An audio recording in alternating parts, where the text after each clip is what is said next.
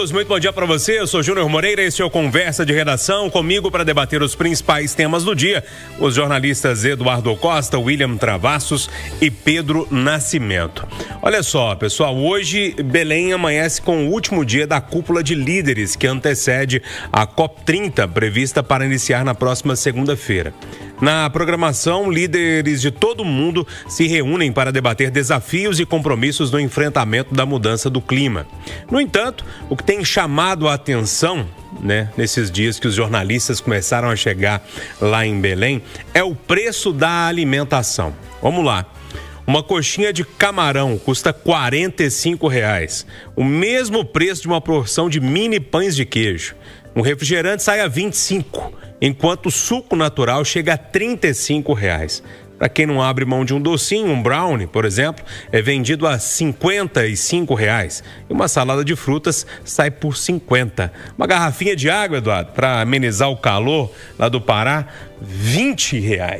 Bom dia para você. Bom dia e boa sexta para todo mundo. Ô, Júlio, eu já cobri uns 4 eventos desse porte, sabe? Lembro aqui, por exemplo, da Eco 92, que é a mãe de todas as conferências do clima, lá no Rio de Janeiro. Ô, Júlio, eu estava ouvindo a Edilene falar hoje e pensando, para você acessar a sala, para você comprar uma coxinha dessa, você tem que ter uma credencial muito forte, tem que passar por os 3 detectores de metais, tem que andar uns 2 quilômetros. É um negócio doido, todo doido. Por que eu estou falando isso? É porque eles criam uma estrutura monstruosa para garantir a segurança de quem está lá dentro, dos chefes de Estado e tal. Atirador de elite. Gasta uma baba de dinheiro. E criam todas as condições possíveis para ninguém incomodar suas excelências, as autoridades. O troço é tão forte que o Lula decretou a chamada GLO, Garantia da Lei e da Ordem. Agora eu pergunto para você o seguinte, não era o caso de alguém chegar e falar assim, para garantia da lei e da ordem, essa coxinha R$ 45 é um absurdo, o senhor está preso. Não faz isso. Ai, não. Garantia da lei e da ordem, água mineral a R$ 20, está preso. Aí o cara vai falar comigo o seguinte, Eduardo, você é um imbecil, você esquece que é negócio de demanda e oferta, e que essa é a hora, que tudo é caro. Eu sei que é, mas é um absurdo. Quando você ouve dizer que delegações de países foram enxutas, algumas nem vieram por causa do preço dos hotéis, cadeia. Quando você ouve dizer que o preço médio de um apartamento em Belém do Pará está a R$ 4.000, cadeia, Júnior. Não tem outra palavra, não. Você está no tempo do controle de preços, da ditadura, não sei o que e tal. Não, garantia da lei e da ordem me obriga a dizer que está tudo errado em Belém. E aí, Travassos, Eduardo falou que a coxinha 45 é crime, Quer prender o tio da coxinha, Prendeu? Aqui, ó. Bom dia, Júnior Moreira. Bom dia, bancada. Bom dia, os ouvintes da Itatiaia. Ô, Edu, pelo amor de Deus, Edu. Vamos lá, vai. Se coloca na figura do cara que foi buscar o camarão lá no meio da água, passou o maior sufoco, depois pega a tia aqui. Eu não sei qual o tamanho dessa coxinha. Que camarão é esse? É um camarão tipo tigre? Tem camarão lá que você vai pagar R$150 num prato com 5 camarões. Se for lá na Confeitaria Colombo, no Rio de Janeiro, um camarão empanado é R$ 39,90. Então, assim, eu não sei o tamanho da coxinha, mas abriu uma investigação para garantia da lei e da ordem, porque o preço da coxinha tá R$50. Aí você me mata. É um absurdo, mas acho que é isso.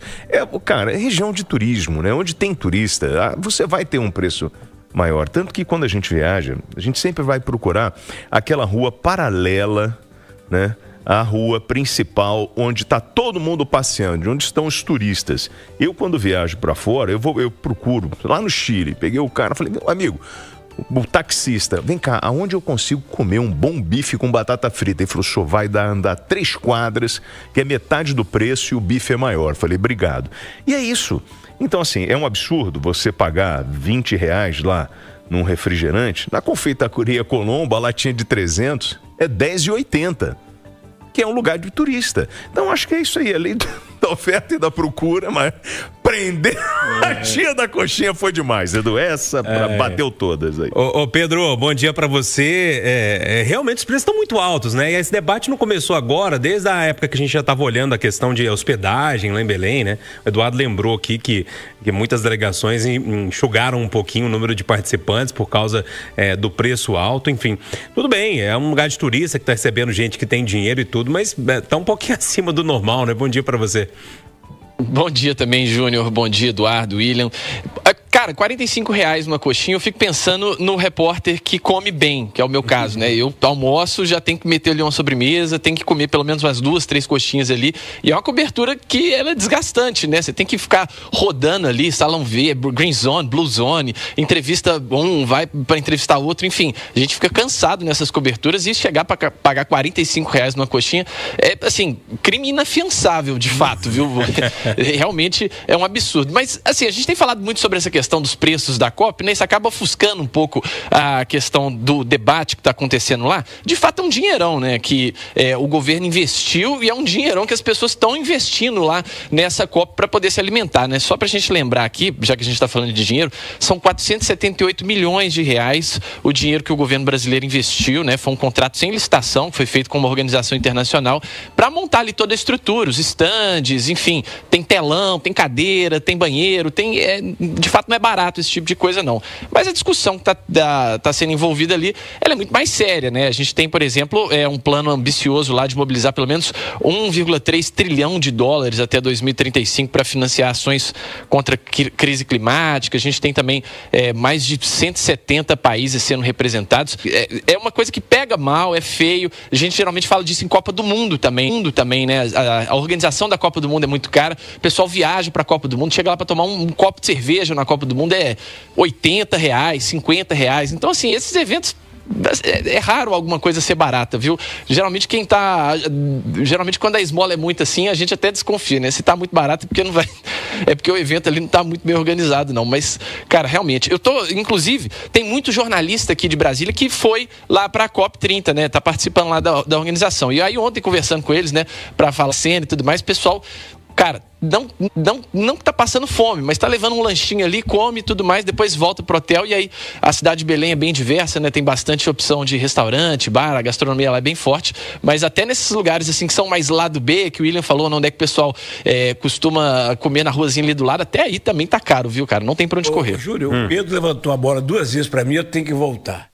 Quando ele fala em jornalista, eu lembro. Quem ouviu o Jornal da Itatiaia hoje, com certeza acompanhou a Edilene dizendo em dado momento que, como tudo é muito longe e a correria é muito grande, que não sobra tempo para almoçar. E que ela descobriu ontem, 11 da noite, você escutou ela falando isso? Não. Ela descobriu às 11 da noite que não almoçaram e nem jantaram. Ô, Edilene, fala a verdade, você está com medo desse dinheiro todo aí. Agora, o Pedro toca num ponto importante, que é o custo de todo esse encontro, né? E a forma como foi feita a elaboração ou a contratação dessa empresa. E aí eu acho que a gente precisa estar atento a isso, né? A cobrar dos deputados, dos senadores, a fiscalização de todo esse gasto, né? O governo brasileiro tem nesse plano e faz um aporte, a gente comentava isso, né, de R$1 bilhão para trazer os outros parceiros e a gente já tem gente colocando grana nesse bolo. Eu brincava ontem com o Pedro sobre essa história de passar. É como se fosse uma festa de casamento onde você corta a gravata do noivo e vai passando. E o padrinho sempre coloca um valor a mais, uma nota de 100 ou de 50, para estimular, né, que as outras pessoas coloquem ali. Agora, a gente tem que fiscalizar, cara, toda essa movimentação de grana que está acontecendo por lá. Olha só, a primeira turma do STF começa a julgar hoje os recursos do ex-presidente Jair Bolsonaro e outros 6 réus naquele núcleo 1 da trama golpista. O julgamento será em plenário virtual. Os ministros terão até a próxima sexta-feira para registrar os votos. Com a saída de Luiz Fux, a primeira turma é atualmente composta por 4 magistrados, né? Moraes, que é o relator, Carmen Lúcia, Cristiano Zanin e Flávio Dino. Os advogados de Bolsonaro alegam que há injustiças, erros e equívocos no julgamento. Então, Eduardo, até a próxima sexta-feira a gente vai ficar sabendo dessa movimentação em torno desses chamados embargos, né? Que são ali os advogados dizendo, ó, tem um erro aqui, tem uma injustiça aqui, tem um equívoco aqui, enfim, para fechar esse julgamento. Considerando que nos bastidores de Brasília já se afirma que o Fux não participará desta parte do julgamento, não dá para prever outra coisa que não seja 4-0, né, Júlio? Os ministros foram muito coesos, firmes nas suas decisões. Não dá para acreditar que vai ter sequer redução de pena, sabe? Agora, o que pode acontecer são definições como, por exemplo, onde ele vai ficar preso. Se numa sala da Polícia Federal, se na Papuda, se em casa. E se você me perguntar, né, que eu não estou lá para falar no ouvido do Moraes, eu já disse isso aqui e repito, em razão da idade, das consequências daquela facada, né, já foram 7 cirurgias, e dos relatos de todo mundo que visita o Bolsonaro de que ele não está bem de saúde, considerando o que acontece com o Collor hoje, considerando que o Lula já virou presidente de novo depois de preso, considerando o histórico recente da democracia brasileira, eu acho que, se não for por vingança, se for por justiça, vão conceder a ele o benefício de ficar em prisão domiciliar. Eu não desejo para ninguém uma prisão domiciliar, Júlio. Eu acho que já é uma boa pena. Levá-lo para um presídio, passar na porta de Polícia Federal, filmar isso tudo, eu acho que é humilhação. E aí, William? Bom, então, o Eduardo toca no ponto, eu acredito que não tenha uma mudança. O que a gente começa a discutir agora é onde Bolsonaro vai cumprir essa pena. A gente tem aí o deputado distrital, o Fábio Félix, do PSOL, né, a Comissão de Direitos Humanos da Câmara Legislativa do Distrito Federal pediu à Secretaria de Administração Penitenciária a avaliação médica de todos os presos do complexo penitenciário da Papuda, e a gente está falando de 27 mil presos. Porque fala o seguinte, se o Bolsonaro tiver alguma regalia, os outros presos têm o mesmo direito. E aí começou a disputa e por outro lado, você tem a turma tentando manter o Bolsonaro num outro tipo de regime, né, para cumprir a pena. Ô Pedro, quando o Lula foi preso, ficou numa salinha ali da Polícia Federal, em Curitiba, né? Um negócio meio especial, vamos dizer assim. Eu acredito que se isso realmente acontecer, né? Lógico que a gente tem todo esse julgamento que acontece no plenário virtual, mas se chegar a ponto da prisão, que todo mundo está falando que vai chegar, eles devem achar um caminho mais ou menos nesse sentido ou não? Deve, Júnior. E é muito difícil que o ex-presidente Jair Bolsonaro não consiga essa vantagem aí, né, esse benefício de cumprir a prisão domiciliar. Porque, como o Eduardo mesmo já falou, né, o Collor conseguiu esse benefício e foi um caso bem recente até, né, comprovou ali alguns problemas de saúde e com isso conseguiu, né. O Bolsonaro está com muito problema de saúde, né. A gente lembra que está com crise de soluço, foi recém-operado, já tem a saúde fragilizada, né? Claro, os apoiadores dele acabam explorando um pouco mais essa imagem fragilizada do ex-presidente, né? Apontando que ele está, de fato, assim, incomunicável, né? De tanto que está soluçando, de tanto que está mal, mas deve ser algo que deve contar aí para que ele cumpra essa pena em casa. Mas fato é, Júnior, que a gente deve ter o encerramento desse caso já agora em 2025. Não deve se alongar muito para além disso, não. Então, não deve demorar muito para que a gente saiba onde Bolsonaro vai cumprir essa pena, seja na Papuda ou seja aí também na casa dele. Enfim, eu acho que deve ser complicado para quem mora junto também, né? Imagina você querer receber ali uma visita, querer comemorar uma festa, fazer alguma coisa numa casa boa, tem piscina e tudo mais, e tá ali, o ex-presidente não pode receber ninguém, fica ali naquela situação. Imagina, deve ser um pouco agoniante. Eu acho interessante o bom humor do brasileiro. Eu acompanho muito o chat do YouTube aqui, até para saber o que as pessoas estão falando. Tem um ouvinte que falou que o Bolsonaro vai cumprir no mesmo lugar que a tia da coxinha, que o Eduardo fala. Pô, para. Enfim, aí é demais. O povo tem bom humor demais. Mas enfim, é só pra gente relaxar um pouquinho.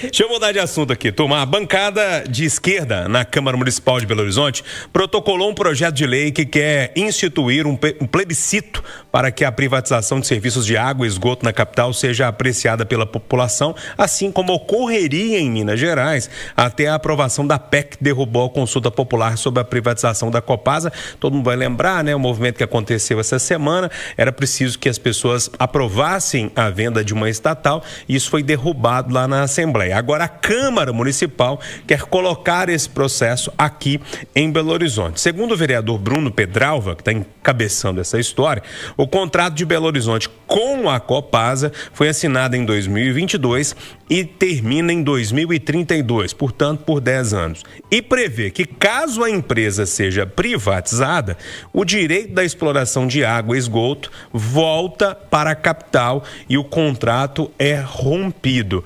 Eduardo, tem esse ponto final aqui da questão do contrato que pode gerar uma confusãozinha aí nos próximos dias, hein? Eu vou responder, mas me dá 30 segundos. Lógico. Não posso deixar de registrar um agradecimento ao vereador Irlan Melo, que propôs, e ao prefeito Álvaro Damião, que sancionou a lei que dá o nome daquela área de escape do Anel, para José Acácio Carneiro. O Zé Carneiro, que era o líder dos caminhoneiros, tadinha, vinha aqui com a maquete, todo dia mostrando a maquete da área de escape, né? Esmagado por 2 carretas no Anel. Então é uma homenagem muito justa, que Papai do Céu guarde o Zé Carneiro, e com certeza ele está com o peito massageado lá do outro lado do planeta. Ô Júlio, primeiro que o Pedralva está no papel dele, é vereador, é oposição. Segundo que há essa possibilidade, segundo ele, eu não sei, mas há no contrato. Não é PEC, plebiscito, é barulho. O negócio é o seguinte, se a empresa for privatizada, como parece que será, aí sim pode partir da Câmara Municipal uma iniciativa para retirar Belo Horizonte da Copasa. Isso pode ser uma atitude. Nesse momento é mais barulho. Agora lá na frente pode fazer. Pará de Minas fez, está satisfeito sem a Copasa. O problema, Pedro, que a Belo Horizonte, né, é o principal cliente, vamos colocar assim, da Copasa, né? A maior cidade que a Copasa atende, onde tem o maior número de clientes, onde tem o maior lucro, né? Se você vende e tira o principal contrato dessa empresa, ela não fica tão atrativa assim. Já começa um movimento ali, até porque na hora que for vender, esse preço, ou seja, a empresa vai ser precificada de uma forma diferente. Belo Horizonte está se colocando nessa posição aí de contrapor a venda da Copasa justamente por ser a principal cidade atendida pela Copasa, né? A Copasa sem Belo Horizonte não é nada, e a gente tem cidades grandes aí, né, no interior de Minas Gerais que tem atendimento que é feito não pela Copasa, né? Feito por outras empresas, então por isso essa questão. Agora me chama muita atenção, Júnior, esse movimento que o governo fez para tirar esse plebiscito, né, sobre a privatização da Copasa, porque é claro, né, todo mundo que for votar vai ter uma opinião aí a respeito desse assunto, e é uma tendência muito grande, né, pelo que a gente tem acompanhado aí, de que as pessoas não concordem com essa privatização da Copasa, por ser um serviço básico, né, por não enquadrar tanto ali nas empresas que a gente imagina que possam ser privatizadas. Assim, me soa muito mal já esse comportamento do governo de Minas Gerais em tentar impedir essa participação popular, porque se você abre mão disso, quer dizer que o povo não vai querer. Então, se você está querendo fazer uma coisa que o povo não quer, é uma coisa certa, entendeu? Então, assim, é um movimento que eu vejo de Belo Horizonte de tentar frear um pouco, de tentar não acelerar tanto com esse movimento, porque ano que vem a gente tem eleição, a gente não sabe quem que vai assumir aí o governo de Minas Gerais, mas pode ser que essa situação da Copasa ainda dê muito pano para manga e não seja vendida aí com essa agilidade que a gente está vendo que o governo quer, né? Aqui em Belo Horizonte, William, em relação à Copasa. Então, aí o Pedro entrou nessa história do soa muito mal, o povo não quer. E eu não concordo muito nesse sentido, porque, e eu venho batendo nessa tecla, que acredito que o debate ele é técnico, e nós temos os representantes do povo que estão ali na Assembleia, né, na Câmara. Inclusive, a esquerda perdeu na Assembleia e vai perder na Câmara. Não tenho dúvidas disso. E a gente tem que pensar que por trás desse debate inteiro, a gente não pode esquecer da dívida de Minas Gerais.